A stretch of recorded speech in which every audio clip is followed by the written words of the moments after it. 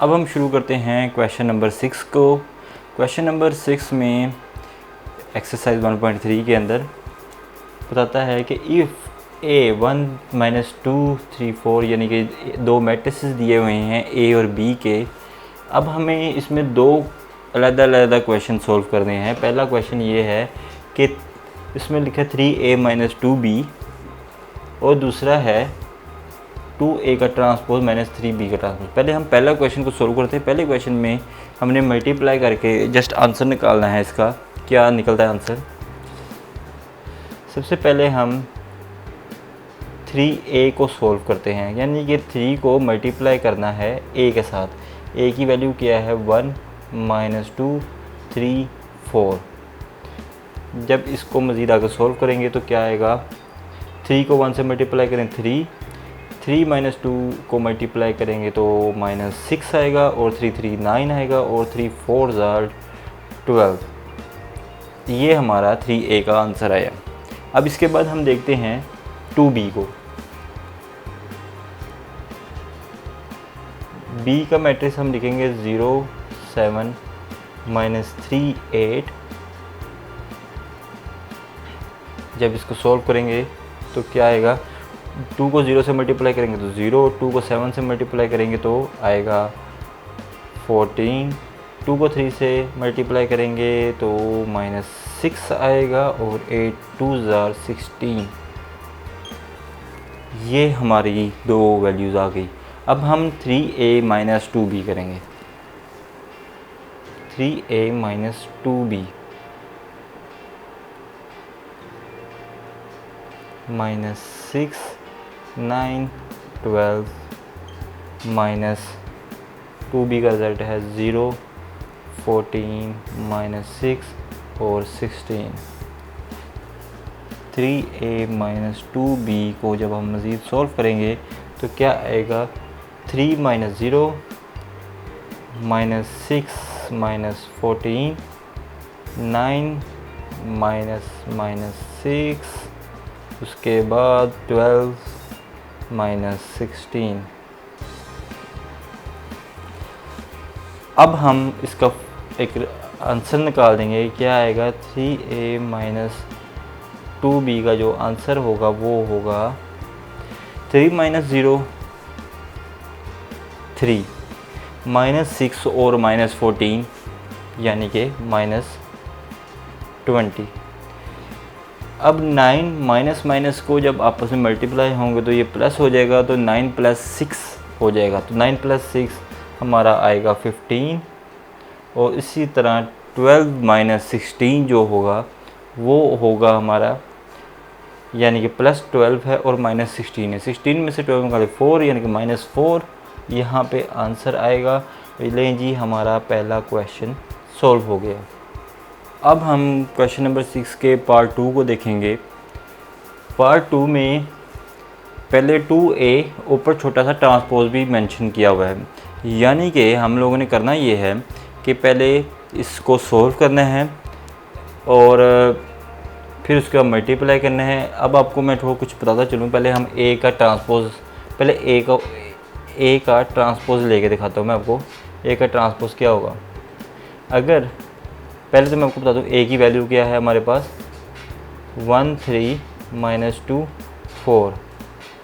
जब मैं a का ट्रांसपोज लूँगा तो इसका वैल्यू किस तरह चेंज हो जाएगी, कॉलम रो में चले जाएंगे और रो कॉलम में चले जाएंगे। ये आ जाएगा 1 3 माइनस 2 4। जब a का ट्रांसपोज ले लिया तो अब इसके बाद हमने 2 को मल्टीप्लाई करना है a के ट्रांसपोज के साथ। 2 a के ट्रांसपोज के साथ मल्टीप्लाई कर देना है। 1 3 माइनस 2 4। इसको मज़ीद आगे सोल्व करके देख लेते हैं। 2 1 2 2 3 6 माइनस 2 मल्टीप्लाई बाई 2 क्या होगा, माइनस 4 4 2 8। ये हमारा 2a का ट्रांसपोज का रिज़ल्ट आ गया। अब इसके बाद देखते हैं b के ट्रांसपोज क्या होगा। पहले तो b की मैं वैल्यू लिखता हूँ 0 7 माइनस 3 8। अब जो b का सबसे पहले ट्रांसपोज लेंगे, वो होगा 0 -3 7 8। अब हम इस जो आंसर आएगा ट्रांसपोज के साथ हम मल्टीप्लाई करेंगे 3 को, 3b का ट्रांसपोज, 0 -3 7 8।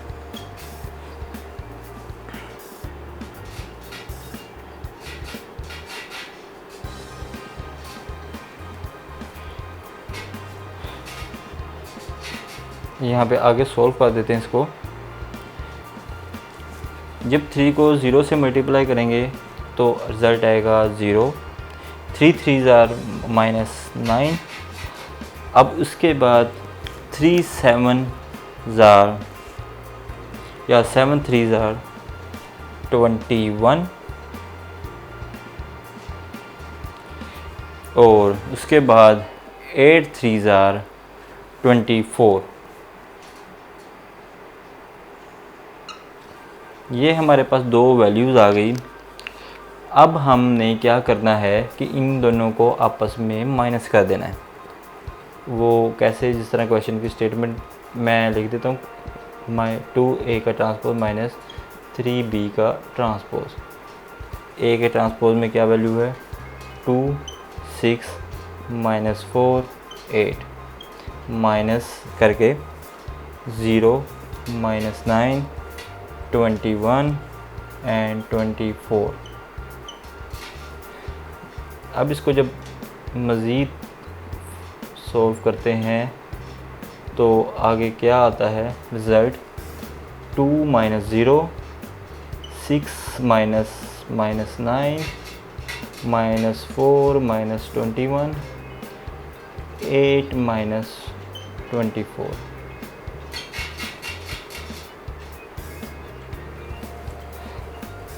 इस फॉर्म में आ गया। अब हम इसका फाइनल रिज़ल्ट निकालेंगे, क्या आता है, 2a का ट्रांसपोज माइनस 3b का ट्रांसपोज। 2 -0 क्या होता है 2। जब 6 और 9 में 2 माइनस लग जाएं दरमियान में तो इट्स मीन के माइनस माइनस प्लस हो जाता है, तो इसका क्या होगा 6 + 9, तो ये रिज़ल्ट आएगा 15। अब इसके बाद -4 और -21 यह आएगा -25 और -24 और 8।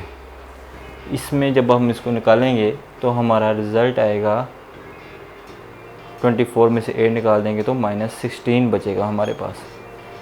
लें, ये हमारा इसका भी पार्ट 2 का भी आंसर आ गया और इस तरह हमारा क्वेश्चन नंबर 6 भी कंप्लीट हुआ। अब हम शुरू करते हैं क्वेश्चन नंबर 7। क्वेश्चन नंबर 7 की स्टेटमेंट में हमसे पूछता है कि इफ़, इन्होंने एक मैट्रिसेस का एक मैट्रिसेस बताया हुआ है इसमें, जिसमें 2 से मल्टीप्लाई हो रहा है और 3 से मल्टीप्लाई हो रहा है, और इसमें हमें जो मेन पॉइंट वो ये है कि हमने फाइंड ए और बी हमने फाइंड करना है। जैसा कि आप देख सकते हैं पहले मैट्रिक्स में भी एक ए एलिमेंट एक मौजूद है और उसी तरह दूसरे वाले मैट्रिक्स के अंदर भी बी मौजूद है। अब हमारा काम ये है कि हमने ए और बी को सेपरेटली फाइंड करना है। वो कैसे निकालना है इसमें से ए और बी। सबसे पहले इसको हम सिंप्लीफाई करेंगे, फिर उसके बाद आपको खुद ही पता लगेगा कि इसमें से किस तरह ए और बी की वैल्यू को सेपरेट किया जा सकता है। सबसे पहले इसको सिंप्लीफाई करने के लिए मैं एज इट इज़ ये पूरी क्वेश्चन की स्टेटमेंट दोबारा लिख देता हूँ। 4 - 3a + 3 1b 8 - 4 = 7 10 18 1। मैंने एज इट इज़ क्वेश्चन दोबारा लिख दिया। अब इसमें 2 को पहले मल्टीप्लाई करेंगे इसमें, तो ये आएगा 4 8 -2 3 6 और ये 2a हो जाएगा।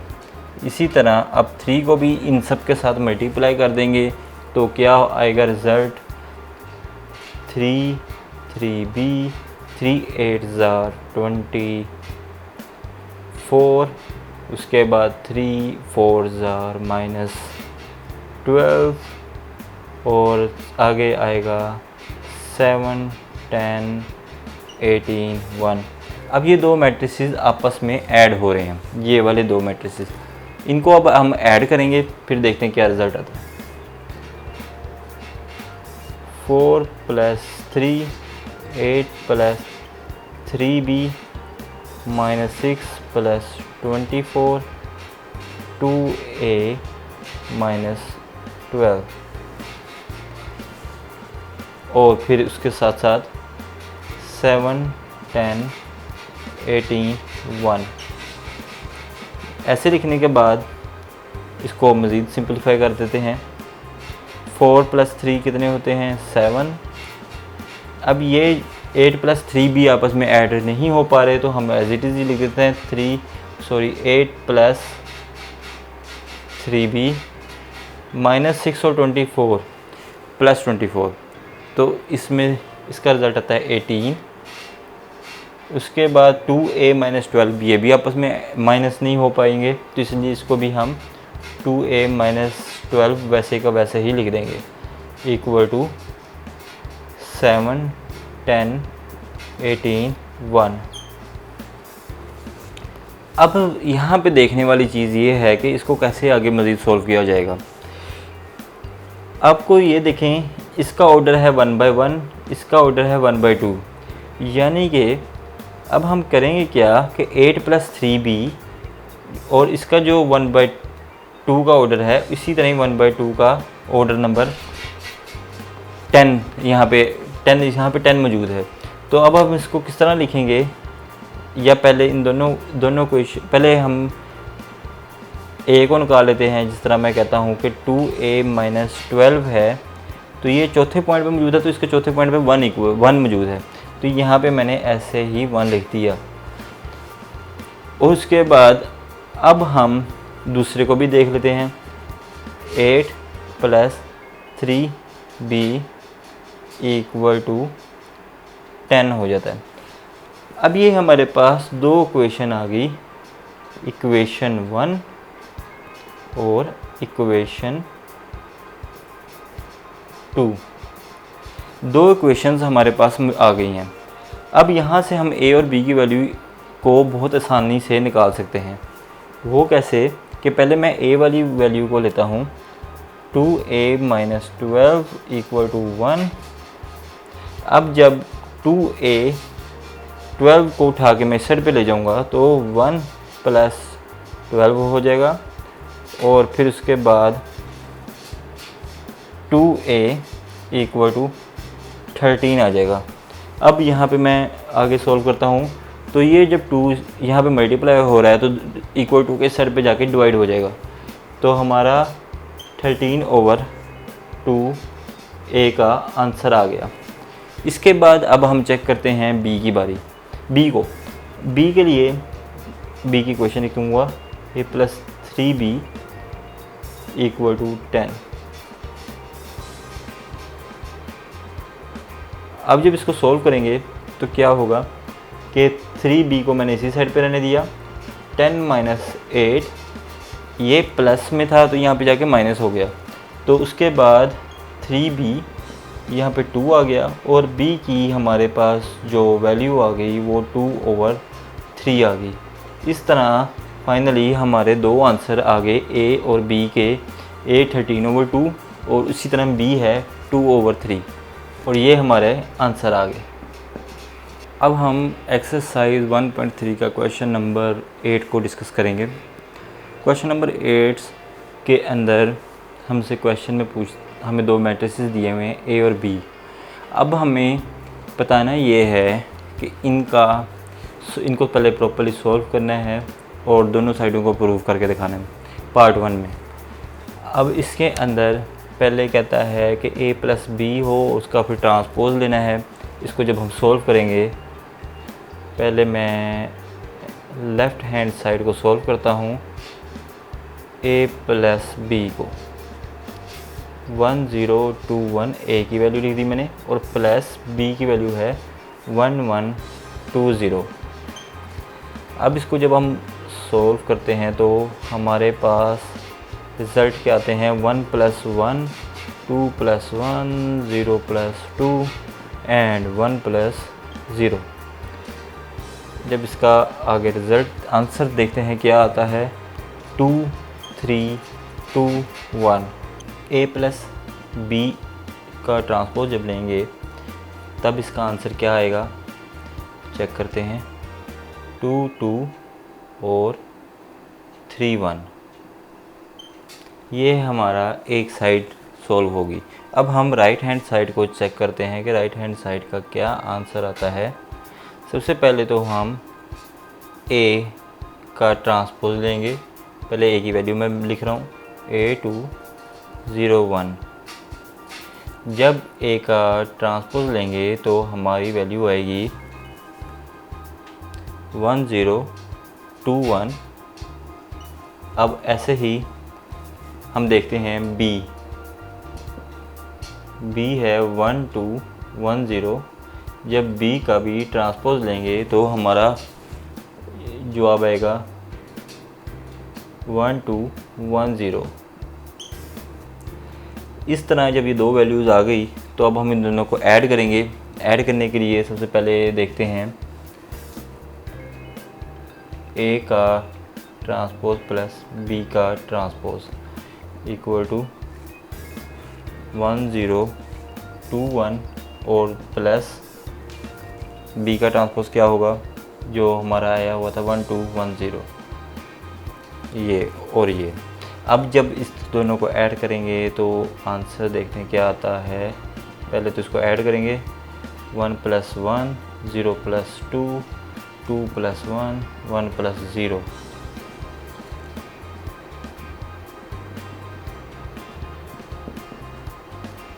ये आ गया 2 और फिर 2 3 एंड 1। लें जी ये और ये आपस में बिल्कुल सेम है तो इसलिए हम कह सकते हैं कि हेंस a + b का ट्रांसपोज बराबर है a का ट्रांसपोज प्लस b का ट्रांसपोज के। ये हमारा आंसर आ गया। अब हम पार्ट 2 देखते हैं क्वेश्चन नंबर 8 का। इसके अंदर आएगा कि पहले a - b को सॉल्व करेंगे फिर उसके बाद उसका ट्रांसपोज निकालेंगे। सबसे पहले a - b को सॉल्व करने के लिए मैं लेफ़्ट हैंड साइड यूज़ कर रहा हूँ इस वजह से। अब 1 2 0 1 माइनस b है हमारे पास 1 1 2 0। जब इसको सॉल्व करेंगे 1 - 1 2 - 1 0 - 2 एंड 1 - 0। जब ये इसको मज़ीद आगे सॉल्व करके दिखाता हूँ मैं आपको a - b ये आ गया 0 1 - 2 और 1। अब इस पूरे का होल का ट्रांसपोज ले लेंगे यानी कि a - b का ट्रांसपोज। तो हमारा जवाब आया 0 - 2 और 1 1। ये हमारा लेफ़्ट हैंड साइड को हमने सॉल्व कर लिया। अब हम देखते हैं राइट हैंड साइड को RHS। सबसे पहले a का ट्रांसपोज पहले a की वैल्यू मैं लिखता हूँ 1 0 2 1 और a का जो ट्रांसपोज होगा वो होगा 1 0 2 1। अब इसी तरह b को भी देख लेते हैं। b की वैल्यू है 1 1 2 0 और b का जो ट्रांसपोज होगा वो होगा 1 2 1 0। अब इसके बाद जब इसको मज़ीद सॉल्व करते हैं तो आगे क्या आएगा कि इनको दोनों को माइनस करना है तो a का ट्रांसपोज माइनस b का ट्रांसपोज। अब a का ट्रांसपोज माइनस b का ट्रांसपोज लेने के लिए पहले a का ट्रांसपोज क्या था 1 0 2 1 माइनस b का ट्रांसपोज है 1 2 1 0। a का ट्रांसपोज माइनस b का ट्रांसपोज फिर इसको करेंगे 1 minus 1, 0 minus 2, 2 minus 1 and 1 minus 0। ए का ट्रांसपोज माइनस बी का ट्रांसपोज, ये आएगा 0 माइनस 2, 1 एंड 1। लें जी, हमारा दोनों साइडें left hand side and right hand side दोनों हो गई सेम। इट्स मीन कि अब हमारा ये भी प्रूव हो गया। हैंस ए माइनस बी का ट्रांसपोज बराबर है ए ट्रांसपोज माइनस बी का ट्रांसपोज। अब हम इसके पार्ट 3 को देखते हैं, क्वेश्चन नंबर 8 के। इसमें हमसे क्वेश्चन की स्टेटमेंट में पूछ रहा है कि ये सिमेट्रिक मैट्रिक है या नहीं। सिमेट्रिक मैट्रिक के बारे में पहले आपको बताता चलूँ। सिमेट्रिक मैट्रिक वो होता है जब एक मैट्रिक्स आप उसका जब ट्रांसपोज लेते हैं तो आंसर भी ट्रांसपोज के बाद वही आता है। अब हमने ये चेक करना है क्या ये सिमेट्रिक मैट्रिक है या नहीं है। सबसे पहले चेक करते हैं, पहले हम ए का ट्रांसपोज ले लेते। पहले ए की वैल्यू मैं आपको बता देता हूँ क्या है हमारे पास। 1 0 2 1 ए की वैल्यू है और ए का जो ट्रांसपोज है वो होगा हमारे पास 1 0 2 1। अब ये कह रहा है कि इसको पहले ऐड करें और बाद में चेक करें क्या ये सिमेट्रिक है या नहीं। इसके लिए मैं दोनों को लिख देता हूँ 1 0 0 1 2 0 1 प्लस 1 0 2 1 के नाम से सेव लिख दिया मैंने। और उसके बाद अब इसको सोल्व करते हैं। 1 प्लस 1 2 प्लस 0 0 प्लस 2 1 प्लस 1। जब a प्लस a का ट्रांसपोज लूँगा और मैं आंसर चेक करते हैं क्या है 2 2 2 2। ये सॉल्व हो गया। अब हमने इसका चेक करना है क्या ये सिमेट्रिक है या नहीं। अब हम इसी इक्वेशन को एक ट्रांसपोज ले लेंगे, यानी कि मैंने इस पूरे का एक ट्रांसपोज ले लूँगा। ट्रांसपोज लेने के बाद क्या आंसर आता है 2 2 2 2। देखें कि ट्रांसपोज लेने के बाद भी आंसर अगर सेम आ रहा है तो इट्स मीन कि ये सिमेट्रिक मैट्रिक्स है। तो ये हमारा क्वेश्चन बिल्कुल प्रूव हो रहा है कि ये सिमेट्रिक है। मैं अब इस तरह लिख सकता हूँ कि a plus A T is a symmetric matrix. ये हमारा इसका आंसर आ गया। अब हम क्वेश्चन नंबर 4 को देखते हैं। क्वेश्चन नंबर 8 का पार्ट 4 को चेक करेंगे कि इसमें क्या है। इसमें जो हमें पूछ रहा है कि a माइनस ए का ट्रांसपोज क्या ये स्क्यू सिमेट्रिक है या नहीं। पहले तो आपको बताता चलूँ स्क्यू सिमेट्रिक होता क्या है। स्क्यू सिमेट्रिक बेसिकली जब भी किसी एक मैट्रिक्स का ट्रांसपोज लें तो उसके बाद उसका आंसर सेम हो पर रिज़ल्ट नेगेटिव में आ जाए तो वो होता है स्क्यू सिमेट्रिक। तो अगर इसका आंसर सेम आए और ट्रांसपोज लेने के बाद और फिर रिज़ल्ट में नेगेटिव आ जाए तो क्या वो स्क्यू सिमेट्रिक है या नहीं, ये अब हम चेक करेंगे। पहले a की वैल्यू मैं मेंशन करता हूँ 1 0 2 1 और a का ट्रांसपोज भी मैं आपको बता देता हूँ क्या है 1 0 2 1। अब हम इनको सॉल्व करेंगे। a माइनस ए का ट्रांसपोज 1 2 0 1 माइनस 1 0 2 1। जैसा कि मैंने ये लिख लिया है, अब इसको आगे सॉल्व करते हैं। a माइनस ए का ट्रांसपोज को सॉल्व करेंगे तो 1 minus 1 2 minus 0 0 minus 2 and 1 minus 1।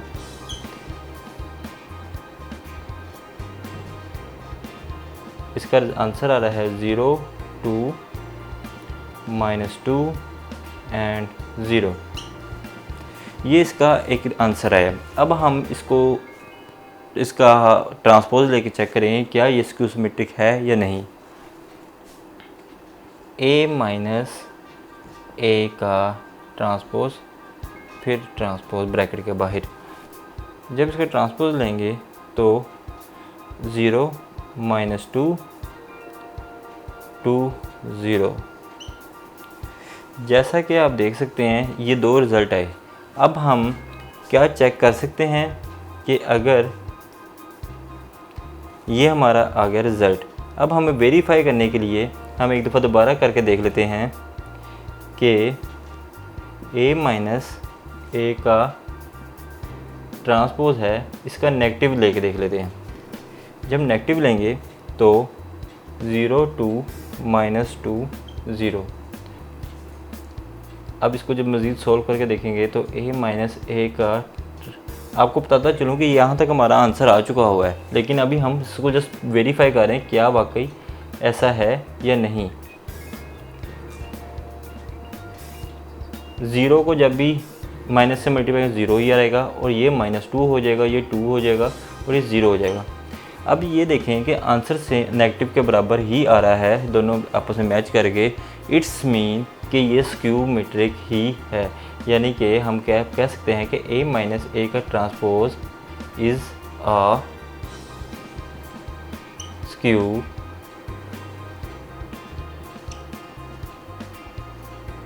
Symmetric matrix. नहीं जी, हमारा क्वेश्चन नंबर 8 का पार्ट 4 भी कंप्लीट हो गया। अब हम क्वेश्चन नंबर 8 का पार्ट 5 देखते हैं। पार्ट 5 में भी पिछले क्वेश्चन की तरह ही उससे पिछले क्वेश्चन की तरह ही पूछ रहा है कि ये b प्लस बी का ट्रांसपोज जो सा है वो सिमेट्रिक है या नहीं। इसको चेक करने के लिए हम पहले b की वैल्यू लिखते हैं। b हमारे पास है 1 1 2 0। अब b का जो ट्रांसपोज होगा वो होगा 1 2 1 0। अब इसके बाद हम इन दोनों को ऐड करेंगे, b प्लस बी का ट्रांसपोज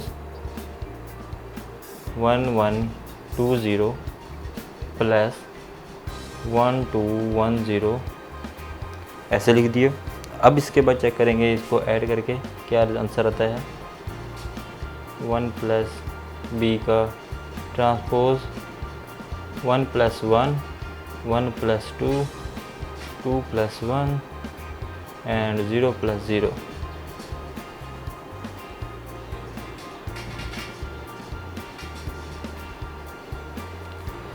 ये आ गया हमारा यहाँ पे आंसर 2 3 3 और 0।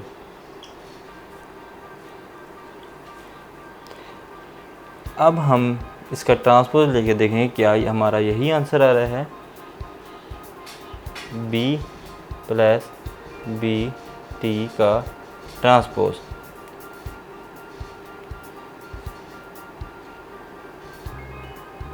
2 3 और 3 0। जब हमने इसका ट्रांसपोज भी लिया है तो उसके बाद भी हमारा result as it is same आ रहा है। इट्स मीन कि ये सिमेट्रिक मैट्रिक्स है। तो इसका हम आंसर ये लिख देंगे कि b प्लस बी का ट्रांसपोज इज़ अ